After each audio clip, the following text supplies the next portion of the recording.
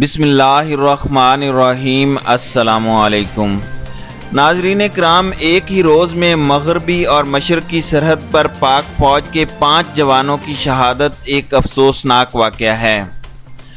ناظرین، بھارت کی جانب سے سرحد پر فائرنگ اور گولہ باری کی بنیاد میں چھپے ہوئے نفرت آمیز رویے کی تو سمجھ آتی ہے، لیکن افغان سرحد کی جانب سے دہشت گردوں کے حملے انتہائی تشویش اور خطرے کا مظہر ہیں۔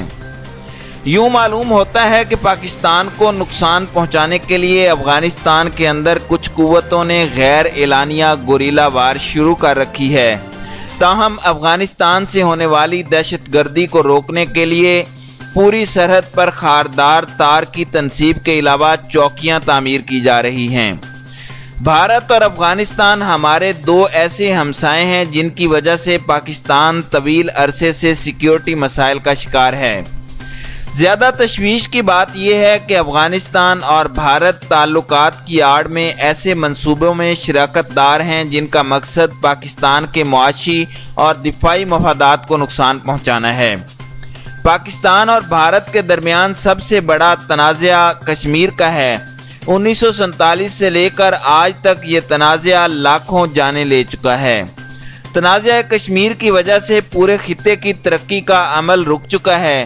بھارت کی جانب سے 5 اگست 2019 کو یک طرفہ طور پر مقبوضہ کشمیر کی آئینی حیثیت تبدیل کر دی گئی۔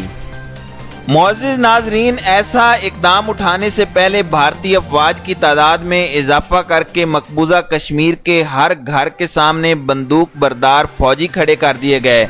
گزشتہ 40 روز سے یہ بھارتی اہلکار کشمیریوں کی زندگی اجیرن کیے ہوئے ہیں۔ پاکستان نے مظلوم کشمیریوں کے لیے اقوام متحدہ، OIC، یورپی یونین اور چھوٹے بڑے دوسرے پلیٹ فارمز پر بھرپور آواز بلند کی ہے۔ عالمی میڈیا مسلسل کشمیر کی صورتحال پر تشویش کا اظہار کر رہا ہے۔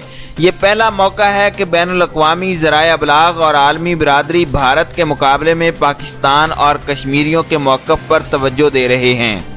ایسی صورتحال بھارت کی جھنجھلاہٹ کا باعث بن رہی ہے۔ چند روز قبل امریکہ میں بھارت کے سفیر نے بدحواسی میں امریکی میڈیا پر جانبداری کا الزام عائد کر دیا تھا۔ بھارت عالمی برادری کی توجہ مقبوضہ کشمیر میں جاری کرفیو سے ہٹانا چاہتا ہے۔ Line of control per firing اور حملوں کے ذریعے اسے توقع ہے کہ وہ عالمی توجہ کو منتشر کرنے میں کامیاب ہو سکتا ہے۔ واضح رہے کہ لائن آف کنٹرول پر بھارتی فائرنگ کی زد میں عام طور پر سویلین آبادی آتی ہے۔ حالیہ واقعہ میں بھی شہید ہونے والی خاتون اور متعدد زخمیوں کا تعلق سویلین آبادی سے ہے۔ شہری آبادی کو نشانہ بنانا ایک سنگین جرم ہے، مگر بھارت کسی بین الاقوامی قانون کو خاطر میں لائے بغیر یہ جرم کیے جا رہا ہے۔ ناظرین کرام، دوسرے ہمسائے افغانستان میں امن اور استحکام کی خاطر پاکستان کی قربانیاں لازوال ہیں۔ 4 اشروں سے لاکھوں افغان مہاجرین پاکستان میں مقیم ہیں۔ ان مہاجرین کی 2 نسلوں نے اپنے ملک کو دیکھا تک نہیں۔ آج بھی پاکستان میں رجسٹرڈ افغانوں کی تعداد 15 لاکھ سے زائد ہے، جن کی خوراک اور دوسری ضروریات کا خیال رکھا جاتا ہے۔ پاکستان نے سوویت یونین کے حملوں کے بعد افغانوں کی مدد کی۔ سوویت یونین کے انخلاء کے بعد افغان مجاہدین کو مدد فراہم کی کہ وہ اپنے ملک میں سیاسی نظام کو مضبوط بنا سکیں۔ طالبان کے دور میں پاک افغان تعلقات میں بہتری دکھائی دی، تاہم 9/11 نے صورتحال کو تبدیل کر دیا۔ دریں اثنا پاکستان کو امریکہ اور نیٹو کے جارحانہ اقدامات کا سامنا بھی کرنا پڑا۔ بھارت نے امریکہ کی مدد سے افغانستان میں اپنے خفیہ آپریشن کیے۔ افغان سرزمین کو استعمال کر کے بھارت نے پاک ایران اور پاک افغان تعلقات خراب کرنے کی منصوبہ بندی کی۔ افغانستان سے آنے والے دہشت گردوں نے پاکستان میں تخریبی کارروائیاں جاری رکھی تو پاکستان نے سرحد پر باڑ لگانے کا فیصلہ کیا۔ اس وقت جنرل رحیل شریف پاک فوج کی کمانڈ کر رہے تھے۔ گزشتہ 6 برسوں کے دوران پاک افغان سرحدی علاقوں میں ایسے درجنوں واقعات ہو چکے ہیں جن میں افغان شرپسندوں کی فائرنگ یا حملے میں پاکستانی اہلکاروں کو جانی نقصان اٹھانا پڑا ہے۔ پاکستان کا موقف ہے کہ سرحد پر باڑ لگنے سے دہشت گردوں کی نقل و حرکت روکی جا سکے گی۔ جن علاقوں میں یہ باڑ لگ چکی ہے وہاں اس کے نتائج حوصلہ افزا ہیں۔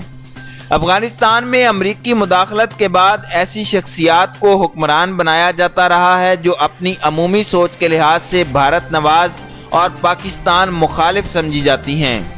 اس حوالے سے افغان سیاسی قیادت حامد کرزئی، عبداللہ اور اشرف غنی کے زہریلے بیانات ریکارڈ پر ہیں۔ ان شخصیات نے ڈیورنڈ لائن کے طے شدہ معاملے کو متنازع کہہ کر بھارت کی ان کوششوں کو مدد فراہم کی ہے جن کے ذریعے وہ پاکستان کی تمام سرحدوں کو غیر محفوظ بنانا چاہتا ہے۔ دراصل 2640 کلومیٹر طویل پاک افغان سرحد پر کشیدگی کا مطلب پاکستان کی توجہ لائن آف کنٹرول اور پاک بھارت سرحد سے ہٹانا ہے۔